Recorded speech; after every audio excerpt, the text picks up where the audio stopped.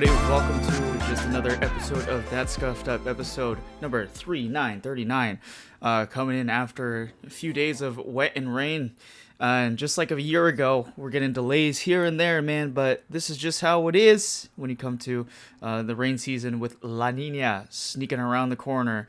My partner, Stephen Hayden, is here with us, and I'm sure the rain has been affecting a lot of those practices. But obviously, you guys play practice indoors, so how has that been for you guys? Baseball season it's kicking. It's well underway. We've had some games already. Had some stuff moved around due to the rain. Had to get one game already canceled. We had to move a couple games up earlier. This rain's kind of sucked for us. We've pretty much been indoors, but actually, as we're recording this, I'm getting packed to get out of the rain, but go into the cold to go over to Idaho and play some games over there for the weekend. So, good. Not sure which one I prefer, the rain or the cold. I mean, like, at least in the cold we get to play, but other than this rain, we're doing all right. Get a chance to reset and kind of refresh myself a little bit and remember how to play wiffle ball again. But other than that, we're doing good.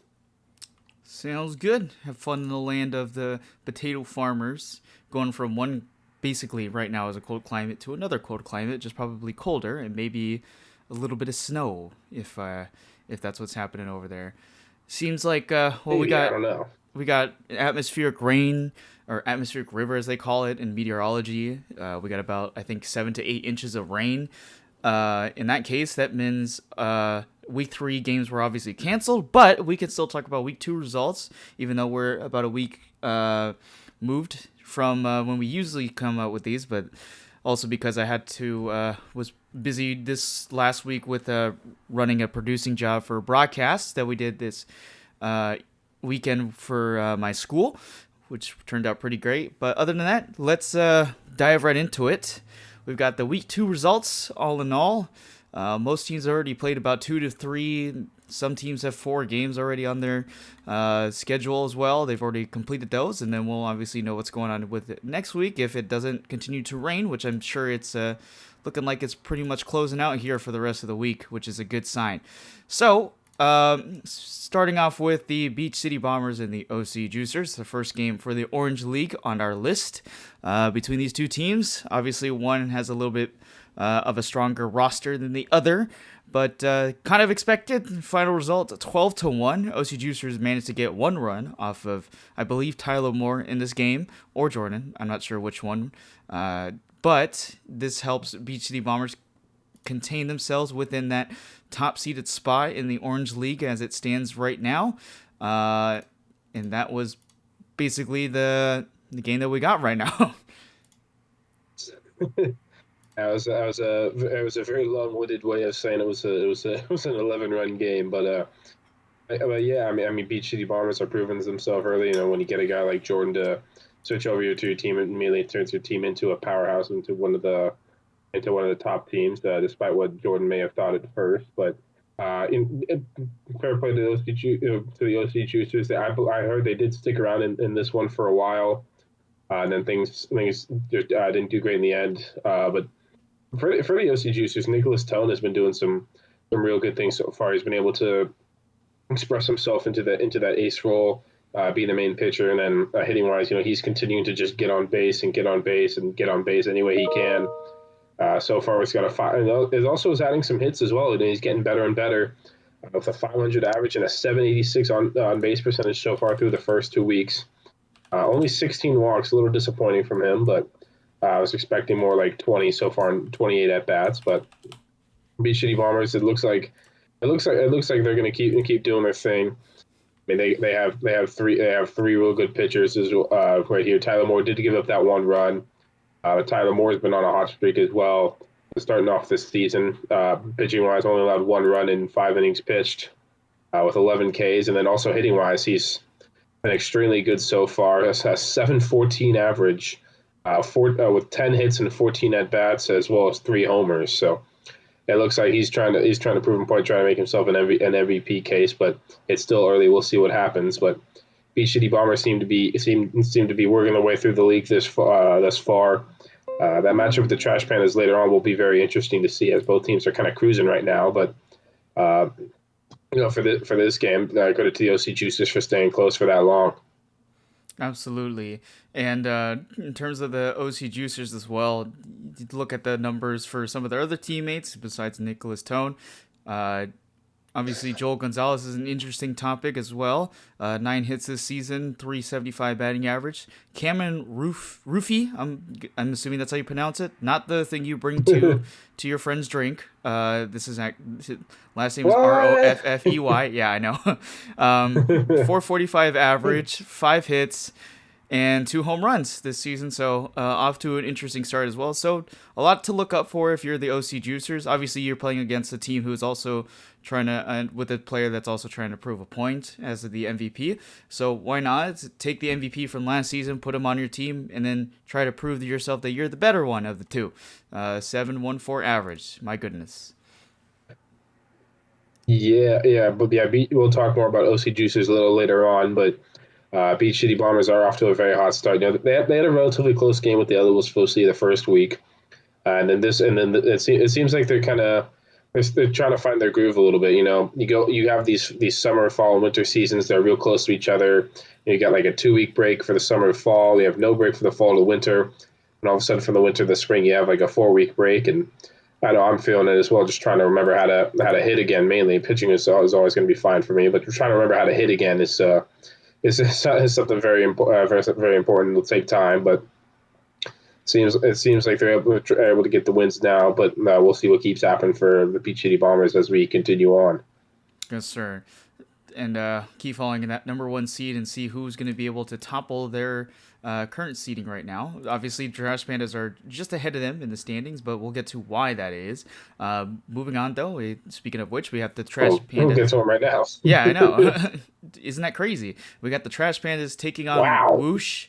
Trash Pandas walking in here have already started off on a 2-0 to start the season. Whoosh has 1 win so far as well. Whoosh winds up losing this game against the Trash Pandas 14-3 in this game, knocking down Whoosh just a tad bit in those standings. Yeah, you know, we saw Woosh can give up a good number of runs last week, but they had the offense to be able to get them to the win. For this game, not so much. Got off to a hot start. That's not always hot at the beginning. Not always hot at the beginning is former teammate of ours, Ryan Miller, off to a 500 average and a 647 on base percentage so far. He's got that Ellie Wolfsvosia mentality, I see. It never leaves you. It never dies. Just remember that. It's always there. I'm kidding, but overall, I mean, Trash Pandas very similar to the Beach City Bombers. They're cruising right now. They're beating teams, but like it's not even close. Blake Fitzgerald's proven to improve even more and more. Him and Mo, but when you have Mo right back on the mound as well, playing for the team who was not there for the winter season. They've been doing great things on the mound. They've allowed 6 runs so far in 4 games. So the defense is clearly there. The pitching is clearly there. And then their strong suit has always been their offense. So I told these guys back in the fall after their first World Series loss, I could see them winning a championship. And who knows? This could be the year. But you know, in a 1-3 matchup, unfortunately, Whoosh was put down here. But we'll see. It looks like they're testing out some different pitchers as well. You have Mike Sigler, who's been pitching a little bit. You have Owen Schur pitching more. You have Anthony Agrusa, new addition, pitching, and Donald Lecomte pitching. So we'll see. We'll see how both these teams shape out as we continue on throughout the season. Truly so, and also the Anthony Russo being a part of that team also kind of helping them with the offense as well. Owen Schur looks like he's off to a slightly slow start, but he's also hitting some bombs as well on that roster. They can definitely pick up some things later on in the season as they keep going on, and I'm sure it's going to be part of the development of having an extra guy out there as well. Trash Pandas also very interesting storylines that we're also paying attention to, including Michael Haskell, who is already off to an extremely hot start. 696 average, 16 hits, which is a huge number. Almost, I think that is the most in the league currently, if I'm looking at it right. Yep. And 9 home runs. So really finding his groove this season. Also looking like he might become an MVP candidate early on in this season so far. So another storyline to pay attention to. Yeah, we'll see how that one. I mean, they have played 4 games so far, so they're going to have some more at bats than some other teams. But Mhm. it'll be interesting to see how things shake out for the Trash Pandas. Uh, is this the season they do it? They went to the World Series the previous 2 years. Unfortunately, got stuck up against us, but we weren't going to let that happen. I apologize to them if, but we'll see. We'll see if this is the season that they do it. Like a friend once said to me, you don't want to be the '90s Bills. So hopefully that doesn't become the theme Jeez. here. But we're not comparing it until it happens. So, Wow.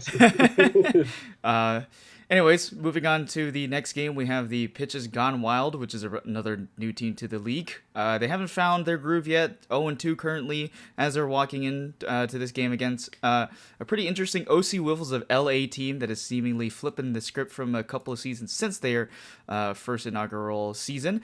23-3, huge score over the Pitches Gone Wild, and some surprise guests here also making some contributions to this team as well.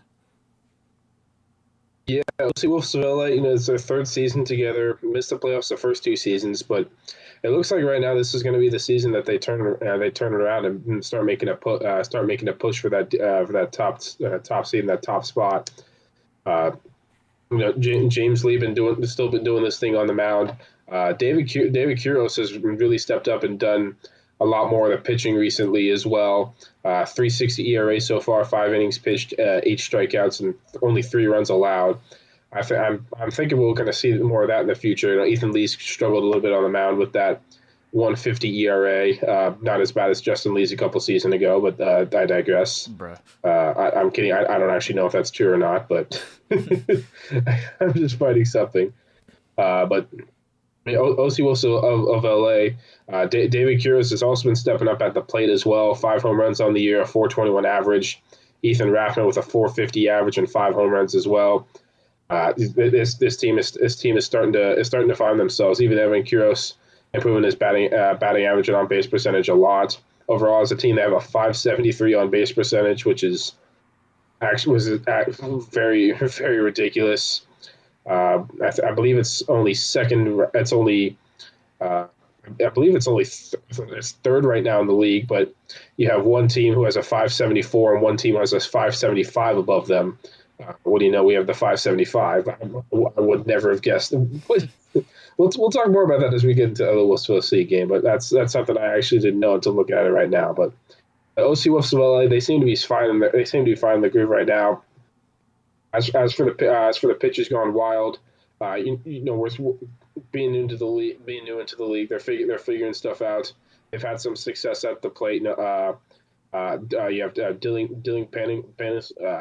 Paningo Soro. I butchered that. I apologize. Well, 5 hits on the year and 2 home runs as well. I think as the year goes on, they can keep improving. We can see them make some noise later on throughout the season, but for right now, OC Wiffle seem to be hot. Correct, and it also seems like Pitches Gone Wild is also missing a few guys on from this roster, like Darren Anthony and Marshall Kochasak. Hopefully I'm not killing that right. But for the LA Wolves of OC, also another interesting OC Wolves of LA. Another Wrong team, interesting, OC yeah, I know. Wiffles. We're gonna get to them in a second, trust. But for the OC Wolves of LA, I think a lot of even their team captains kind of understood that it was going to take some time to get the groove going, and now it seems like Evan and David, they trust those two guys, to kind of develop throughout the off season, and it's time to come to fruition, and that's exactly what is starting to look like is happening, especially David with the pitching stuff, which is a really nice sign to see as well, especially when you have some pitchers who are also consistently struggling at times, but that's just part of the game, that's part of the learning process, and I'm not trying to put it here on the pedestal or anything like that, but I mean, who knows, they might be a team to beat as well this season. Not expecting them to go too crazy, but it'd be crazy to see them at the very top of this list if we watch the storyline as we're going through the rest of the season here. But you, as the person who kind of put this team together, what do you think so far? Just like looking at all these guys, especially like David and Evan, like did you think there's a higher ceiling for what they are at right now? Yeah, I'm liking what I've seen, especially from David. the numbers that he's got right now, I think this is something that can continue. They've also already played the Trash Pandas. They still have to play the Beach City Bombers, who are above them. But I think they can have some success off of Jordan if he were to pitch, or Charlie if he were to pitch. Tyler Moore seemed to have improved his pitches. Seems like Jordan's taught him some of my ways, but that is what it is. But I think OC Wiffles of LA have got a great shot. There were some talks about some off-season moves, and some stuff was tried. Just some people unavailable to make the move and come play in the league for them. But it seems like it's going pretty good right now, and I think in the summer season they can. I think for the summer season I'll be able to get one more good batter or pitcher to pair up with that team as well. So we'll see what happens. But for right now they're kind of proving that they don't need to too much right now. We'll see how much this continues. I mean, they still got to play Beach City Bombers and us, as well as everyone. They'll play everyone twice. So we'll see what happens as we get through this year. But they did get the big win right now. They got the run difference and all that to add up to their record. And we'll talk more about the O2 of LA later. Yeah, and speaking of which, we'll get into it right now as they're also helping themselves with more of the run differential. OC Wolves of LA take on Whoosh after Whoosh took that loss against Trash Pandas, looking for a bounce back here. But OC Wolves of LA come out on top 11-4. Not as big of a run differential as we saw the last game, but this is a tougher team to play against in all regards since they did win Division 2 World Series last season. So this is a pretty good team. Like you said, Ryan Miller's also looking good. Owen Schur is looking good. But OC Wolves of LA come out on top against the other basically Wiffles of LA related teams here in Whoosh. But 11-4 final score. Yeah, like Anthony was on the team that knocked them out of the playoffs in the very last game of this regular season last year. And so I'm sure for those guys, it did feel a little good to be able to get a victory like that. But it's as we mentioned, this OC Wiffles team is doing great things. I think Whoosh. It just seemed like they just couldn't get the bats going for either game. I know they can do better than that. And I know that they themselves think they can do better than that. Anthony's also had a good start to the season. He got a 500 average with a 643 on base percentage.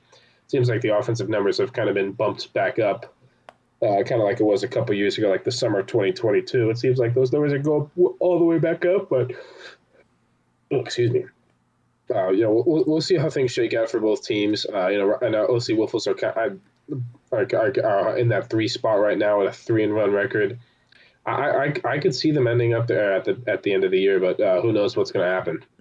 True, very true. So that's another thing that we're going to be looking at as we go through the rest of the season. Hopefully we can see more in week 3, because why not? So anyways. Yeah, whenever it happens. Yeah, whenever it happens. If hopefully the rain doesn't continue to happen, right?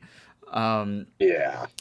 Moving on, though, we got the LA Whistles OC now, our team, versus the OC Juicers, who played earlier today against the Beach City Bombers. LA Whistles OC get their debut of Tommy Hernandez, who is also looking to become a seasoned pitcher for the LA Whistles OC. Obviously, his prowess was mentioned from the SoCal Wiffle Ball tournament that was over New Year's. And comes in here, finally, gets his chances, and it comes through, especially on the hitting side. This pitching stuff is definitely a work in progress. I think a lot of people kind of understand that, especially when you're new to the league like this. But the hitting definitely worked out against a team that is starting to get somewhat hot. They actually got 12 runs in this game versus LA Whistles OC's 23. So I don't want to say it was close, but a lot of runs were scored in this game. It definitely was close, especially early on. I believe the OC Juicers had a 10-5 lead going into the top of the 4th inning. Yeah, because those was the away team. So on the top of the 4th inning, OC Juicers did have a 10-5 run lead. But with Tommy Hernandez, we've talked about him before.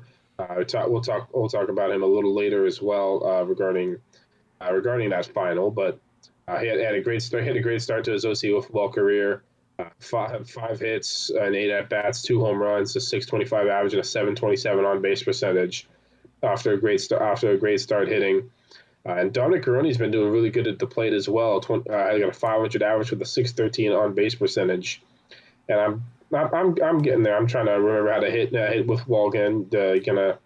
I had a little bit of a burnout period, and I needed a break, and now I'm coming back all rusty, and I forgot how to swing on this past week. So I'll get things figured out and things like that. But I mean, Juice is able to get a lot of runs. A lot of them were off Tommy making his first appearance. He did allow he did allow 8 runs in this game here in his one inning of work. But as a new guy coming into this league trying to learn how to throw those balls, it's going to be an adjustment period for him. But we still have him. We still have Justin to carry the work and then carry those other 2 innings. And then we still have Stephen Hayden pitching, who actually pitched pretty well. Was actually pitched pretty well so far. Had some unlucky circumstances, if I do say so myself, because I am myself. But this team seems to be developing fine, and we'll see how things shake out for both these teams. Because OC Juicers are having some good games for some teams, just not able to get that first win yet. I mean, they also played a pretty interesting stretch of some tough teams as well. Obviously, they played against the former World Series champs, and then also another former World Series champs when the Beach City Bombers from the summer. So that's a tough stretch for them, but doesn't that just helps them on the experience part wise, and also kind of helps when you have a new pitcher on the mound. But I think the other expectation was just trying to give him some reps to basically work into that pitching load that he needs to be at. But my question, for you actually is because Dominic is starting to become I think the question at the beginning of the season was like, how do we replace a guy like Jordan hitting wise, not necessarily the pitching stuff, that's a different story, but necessarily hitting wise. Obviously he's basically ahead of pretty much everyone on the team right now in hitting, minus a few other variables. But essentially, after a really good start, like you said, 12 hits, 4 home runs, the 500 batting average, really nice. But are you surprised at all that he's playing at this type of level, or is this kind of expected? For this early in the season, I'm pretty pleased with Dominic. I mean, maybe I'd say maybe a little surprised. It seems like as soon as he came back to the Louisville, he's starting to see the ball a little better. He doesn't have to worry about doing the scorebook, worry about the captains, worry about who's pitching when and where, and things like that. It seems that it's been a good gel for him to be back with us. Obviously, his first season back, he won a World Series with us on an undefeated team. So, but he's off to a great start. I'm going to remember how to hit again at some point. So, but I mean, as long as I'm pitching, we'll be fine.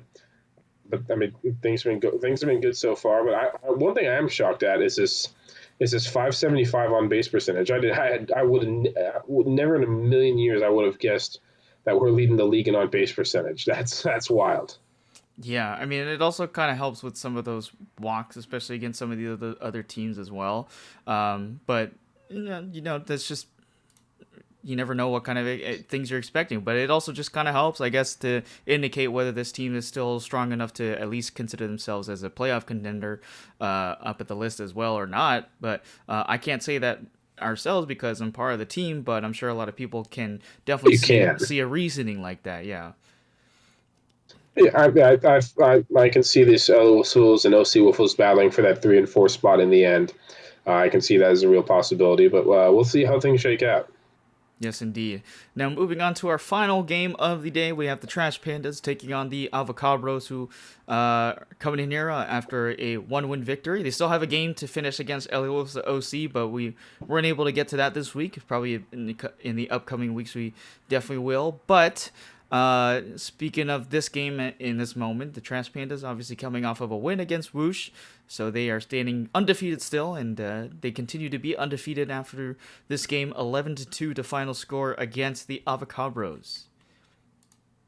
Yeah, I mean, Trash Panda seem to just be cruising right now, as we mentioned earlier. Some of the stats for them.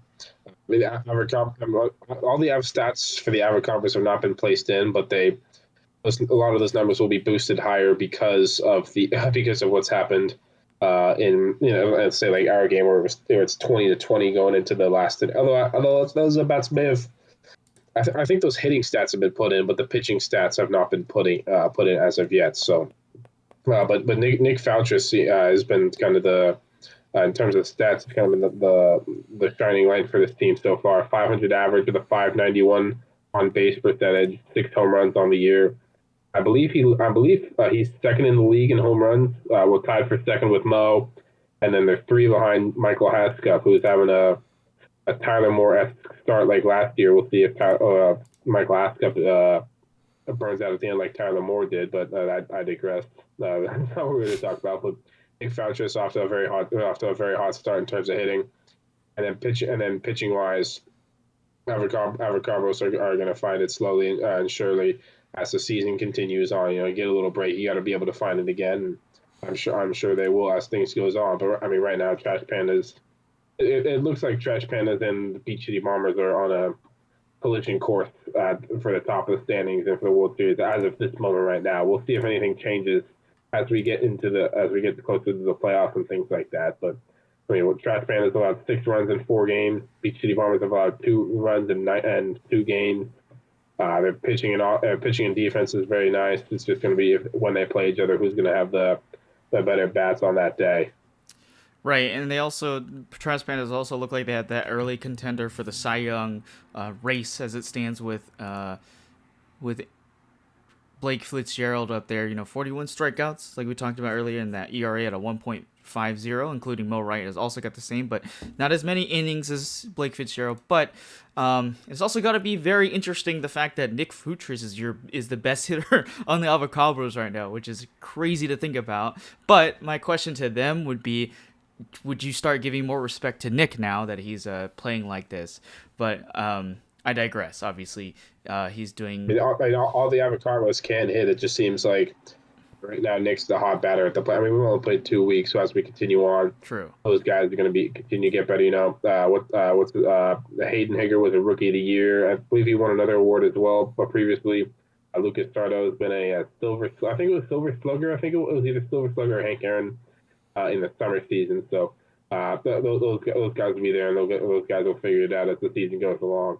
Right, and if they can get to the same level as they typically do each season, especially with Hayden, Harvey, and Lucas, and if Nick can continue to play like that, they can also be another pretty interesting team to watch out for if they want to fight for those top 3/4 seeds at the very top of the list. Yep. Well, anyways, we are completed with the Orange League Week 2 results. We can touch base with the Purple League as it stands right now. So only have 2 games on this list. First off, with the Pancake Batters and the Sheeps. Pancake Batters had 1 win last week. They come in here against the Sheeps, 16-4 final score in this game. Do you have any thoughts about any of these teams? I know we don't have a whole lot of information about these games typically. I mean, it seems like the Pancake Batters are just rolling offensively. I mentioned earlier that we'll see have the highest batting average in the Orange League. But actually, the team with the highest batting average overall in either league is the Pancake Batters with a 590 on base percentage. It seems like they're continuing off where they left off these previous 2 seasons and looking to try to take that title this year from a team like the Beach City Babes who won it the previous year. They seem to be rolling. Katie Shinrock, Chad French leading the way offensively. Both of them with an above 500 average. So we'll see how things keep shaking out. But unfortunately, right now it just seems like the Chiefs are not able to get the offense going too much. They got 3 runs. 3 games, 9 runs scored so far. If they can get the offense going, who knows what that team can do? Yes, sir. And speaking of which, like you said about the high-powered offense, they played their second game against the Beach City Babes in the second game of the day for the Purple League. But it wasn't enough to help them beat the Beach City Babes as they fall now with a 2-1 record. The Beach City Babes get this win 16-12, have themselves also undefeated on this sheet. Yeah, the 2 undefeated teams going up against each other, and Beach City Babes able to take this one. I mean, we know what the Beach City Babes are like. It's pretty much the same team from the previous winter season. A lot of some of those guys also play with the Beach City Bombers as well. So, I mean, they're always going to be a very dangerous team. Whenever they get it going, they're going to get it going. Will Control and Tyler Moore and Aaron Patterson already off to hot starts, all of them with an above 600 average. So we'll see how things keep shaking out in the Purple League as these teams continue to play each other. Yes, sir. And that will do it for week 2 results. Very short video, obviously, but we can talk about a few other things and plug some things where they need to be. Especially, we got week 3. Hopefully, it doesn't continue to rain, so we won't have any other issues throughout the Yeah, rest of this week. it You will want looks to say like we something? should be good weather-wise. Mm-hmm. I think maybe like Saturday or Sunday the rain will kind of stop, and I think we should be good. Well, I'm then hoping. that'll Although be. the great park will close stuff down really quickly, so who knows with them. That's true, and I don't know what the drainage is like over at the Great Park, or if they have some way of getting all the water off of there. But I'm sure a lot of their fields have a lot of puddles right now, or Yeah. lakes or whatever. When in doubt, they pretty much close the fields, but we'll. I think it's a good possibility we will be playing this week. Okay, good. And I mean, you obviously won't be able to check because you guys aren't practicing on those fields, obviously. But you guys are going to Nope. Idaho, so that's just something to keep up with the email. So just keep an eye out for that news when that comes out, and then we'll know exactly when we're playing again, I guess. I know typically a lot last season we had the same issue. I think this was the spring season as well. That season when we won the World Series, it was like early in the season we had multiple different delays with the rain, if I'm correct. I think at this time of the year, we kind of got away with it in the winter season, but it seems like a lot of these spring seasons we just don't get away with it. But it is what it is. We got to do the best that we can and figure some stuff out. Maybe there'll be some extra games going on and things like that. And hopefully it's not been officially announced that it's going to happen. Hopefully the beach series will happen. So we will see. I know our team has signed up for it right now, but no details have been put out about that. So we'll see. That's another way to get some more games. Well, that's how the beach series originally started, was to was to play in for a rainout day to try to make up a game. Is either that or we don't play a game. We've talked about that on the podcast before, I'm sure. Yeah, we've talked about that plenty of times. Um, but the other thing we can also mention is that the SoCal Wiffle Ball YouTube page has now the finals video from the SoCal tournament from New Year's, which is our team OC Wiffle Ball versus the Pharaohs in that finals game. So if you want to go check that out, that is available on SoCal Wiffle Ball's YouTube page. You can check us out on there, even though we lost that game. But it was a very close game against a very good team from Las Vegas. Yeah, we did discuss it a lot before, but it looks looking at it, we recorded the episode and it was put up like the day before. The episode was our episode was put up the day before that video. We talked about a lot about the video and our experience with that. If you want to go see it in person, you can go check it out. You can go see a guy chucking 96 miles an hour at us. You can see James Lee doing his thing on the mound and see all that stuff and how it shakes out. So if you're interested, go check it out. There are also some other good videos on the channel as well, including the most recent one where your boy is commentating. But yeah, absolutely go check out that Winter Wiffle Classic with us playing. Absolutely, and please check that out for sure. It was also pretty wet out there as well because it was raining at the same time. It wasn't raining as much by the time we got there, and it was also getting pretty dark. But it was a fun time, great time. Got some cool interviews on there if you want to talk to Steven or the rest of the guys and see what our thoughts were on that game in the moment. You can also see that as well. Yeah, you can talk to me twice in there.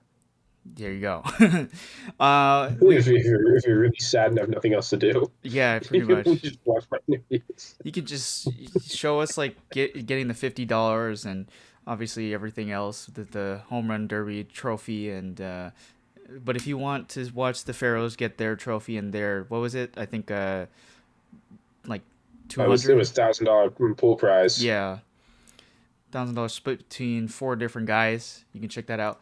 Obviously, the other thing is that Super Bowl is this week as well. OC Football loves to do Super Bowl squares. So obviously, you get a chart. You get 100 squares on it. Top row horizontal is random numbers 1 through 9 or 0 through 9, and then diagonal is also 0 through 9. Those are picked randomly before the day before, or an hour before Super Bowl starts. You just write your name down on different squares. You put some money in, and if you win at the end of, say, the first quarter, second quarter, then you can get some cool prizes. On OC Wiffle Ball's website, you can purchase one square for $5, and then the next cool deal up to 5 squares gets one free at $20, and the best value is buy 10 squares to get three free for $35. So interesting value there. Very not too expensive at all. At the end of the first quarter, depending on whose square basically they get at the end of the first quarter with the score. Obviously, if you get into double digits, you just count the last digit of that score. But at the end of the first quarter, you can get an OC Wiffle Ball t-shirt and 10% off the summer 2024 registration. End of the second quarter, you can get a melon golf hat. I don't know if that's misspelled or if that's the right thing. I need to look it up. Yeah. At the end of the third quarter, you can get an OC Wiffle Ball t-shirt plus $50 value towards an NFL Shop or Fanatics item of your choice.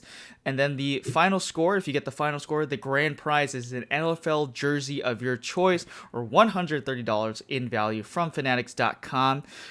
So best of luck to everybody who wants to participate in this. A little bit of a fundraiser for the league to get some new equipment perhaps, or to allow members to interact a little bit, but that's up there if you guys want to check that out and buy some squares and gamble a little bit of money out there with some of your teammates in the OC Wiffle Ball League. Well, so I'm looking at this mailing golf hat. So they look pretty nice. They're not something I think the normal person would buy either. So I think this is actually a pretty good price to win. Yeah. In general, but I'm glad you explained that because I've never done squares. I don't know how it works. So there we go. Well, there we go. That's how we do it. So yeah, again, somehow we can talk about that. Somehow you scammed the system and won 2 prizes last year. That is true. I did win 2 times last year. Got a golf discount. You did scam the system. What are you talking about? You just mad because I got a Packers jacket. Yes. See, I told you. That's why. See, look at this. Look at this. Freaking Bears fans over here. Anyways.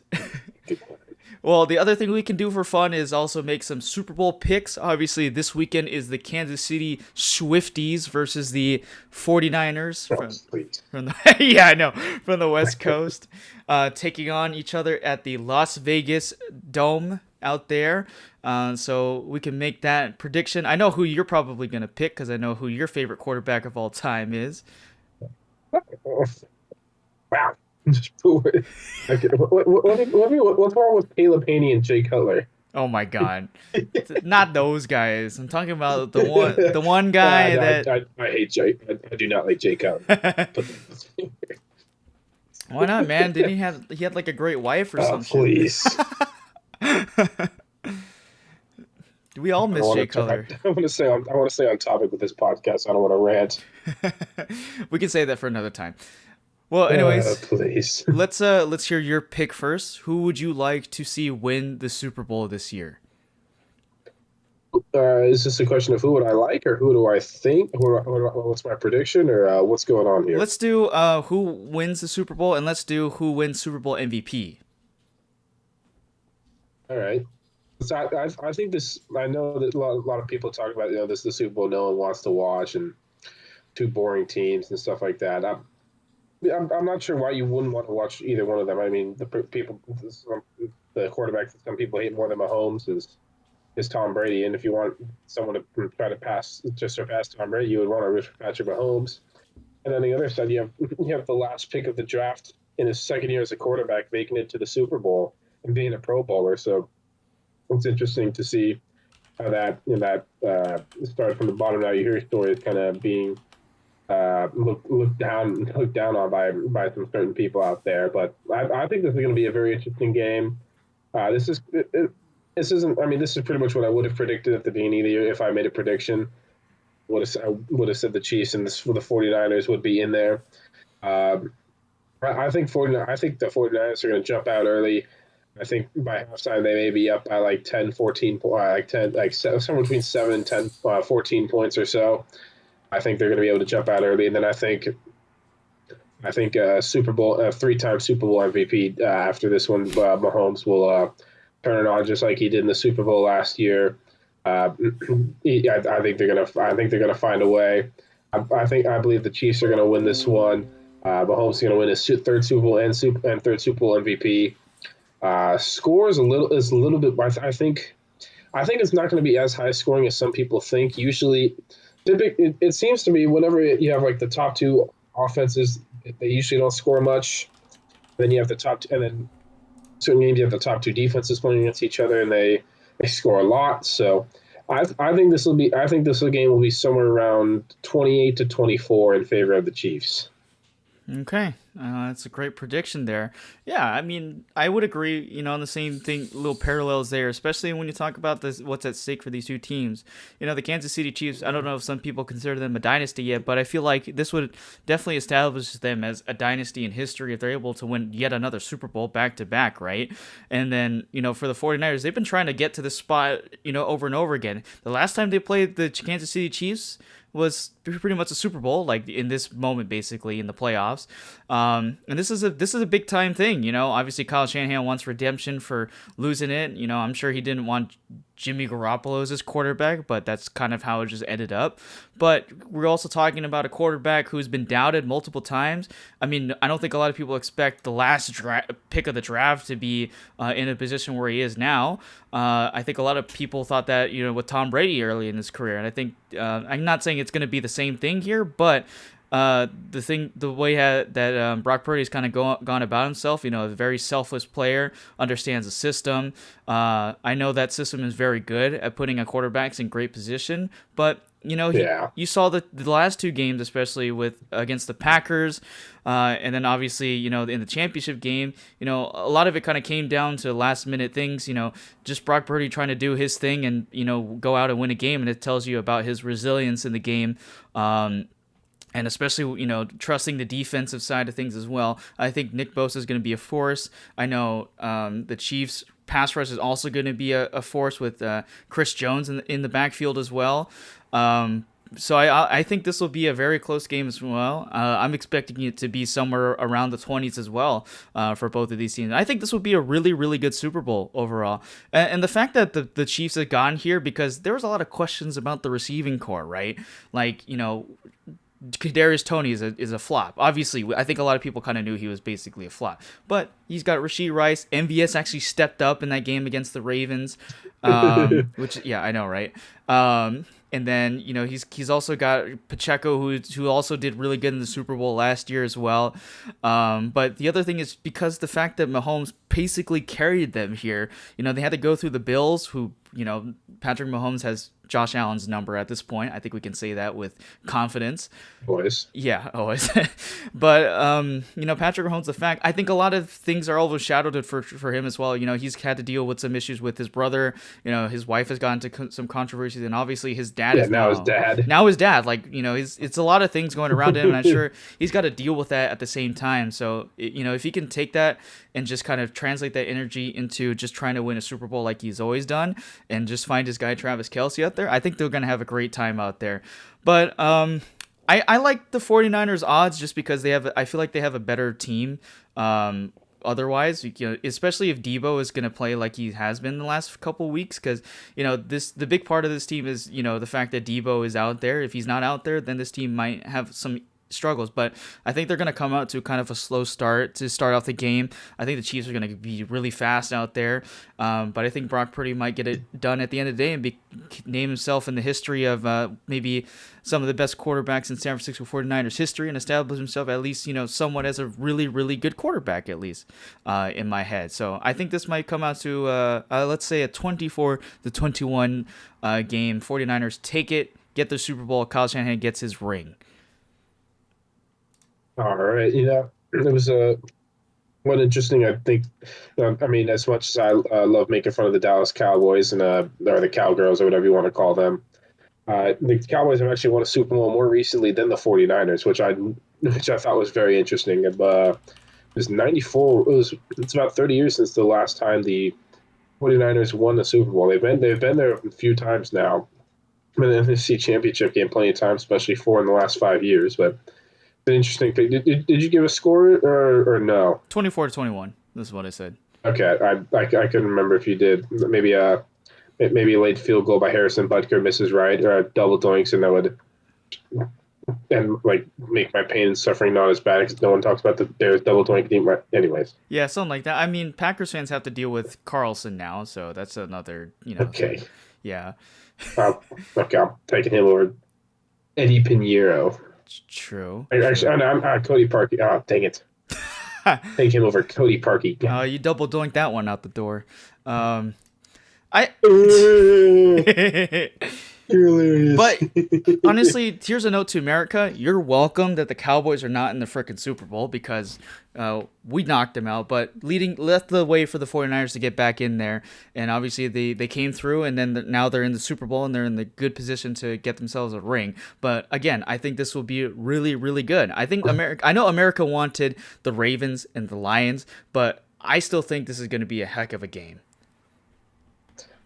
Yeah, it's going to be very nice. I'm going to be watching this one from Idaho myself, with my teammates and things like that after playing our final game. So it should be interesting to see how this one plays out. You get a little right here on the podcast from Wiffle Ball, and you get to learn about our football knowledge and how much the Packers just blew that game to the 49ers in the divisional round. Jordan Love threw a pick. I mean, you gotta admit, we looked pretty good at like the first 3 quarters, and then the fourth quarter was kind of, it don't matter. We gotta make picks. That's all we gotta do. We gotta make those interceptions. But I digress. That's a whole other thing. Yeah, that's for another podcast or another conversation off podcast and things like that. True, and I know you're happy Maybe one about that's getting rid of scuffed your up. guys' that one coach from the Packers. I know you're happy about that. Your offensive coordinator. Yeah, that guy. Thank goodness. They're going to have a very exciting. We're beating the Packers at least one time next year. I can book it. Yeah, we'll see about that. But I know it's going to be a very tough division next season because the Lions are still going to be pretty good. I don't know about the Vikings. The Vikings are going to be an interesting anomaly to watch out for. But I still think that this division is going to be very, very, tight, especially with all these teams starting to become really good nowadays. So in this division in particular. So it's going to be interesting. 2024 season right around the corner. We just got to finish it out with the Super Bowl. That's all we got. Yeah, and we'll see how things shake out with OC with ball and other things going on. Things are starting to kick back up in the football world. Things are getting started up. We've been going for a little while, so we're a little ahead of the curve of everyone else. Should be exciting time, and hopefully, it looks like we'll actually be able to play this week, so that'll be nice. Absolutely, indeed. Well, I think that is going to be it for us on this end for episode 39 of That Scuffed Up. Episode number 40 coming up next week, or obviously after we play week 3. So this will be the 40th episode that we've ever do. So appreciative for audience people who continue to watch this show day in, day out, or week by week, or whatever. If you're watching this every day, I apologize. Yeah. I've been like, do you have nothing else to do? Like, but Might be a little bit of obsession if you're doing that. I don't think anyone's doing that. that's when you need to I check hope in. not. You need to check into a hospital and kind of just think about your life after that point.